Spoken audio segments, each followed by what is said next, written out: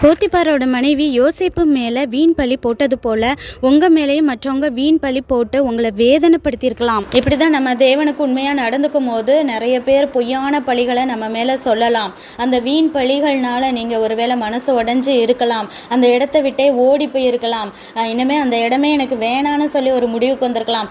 எப்படியா இருந்தாலும் எல்லாவற்றையும் தேவன்கிட்ட ஒப்பு கொடுங்க. தேவன் ஒரு நாள் அந்த பொய்யான பழிகள் நம்ம உங்கள் மேலே இருந்தாலும் அதை எல்லாவற்றையும் அகற்றி உங்களை உயர்த்துறதுக்கும் அப்படிப்பட்டவங்க உங்களுக்கு கீழேயே வந்து நிற்கும்படிக்கும் தேவன் செய்வாராக. வெளியே போயிருந்த போத்திபார் வீட்டுக்கு வர்ற வரைக்கும் அவ வெயிட் பண்ணிக்கிட்டே இருக்கிறா. வந்த உடனேயே ஆரம்பிக்கிறா, பாருங்க நீங்க விலைக்கு வாங்கிட்டு வந்த யோசேப்பு எவ்வளவு மோசமா என்கிட்ட பிஹேவ் பண்ண பார்த்தான் தெரியுமா, யாருமே வீட்டில் இல்லாத நேரம் என்கிட்ட தப்பு பண்ண பார்த்தான், நான் கத்தி கூப்பாடு போட்டேன்னு அவன் ட்ரெஸ்ஸை கூட விட்டுட்டு ஓடியே போயிட்டான் அப்படின்னு சொல்லிட்டு சொல்றான். அந்த பாருங்க ப்ரூஃபுக்கு ட்ரெஸ்ஸை கூட எடுத்து வச்சிருக்கேன்னு சொன்னோன்னா போத்திபாருக்கு பயங்கர கோபம் வந்துருச்சு.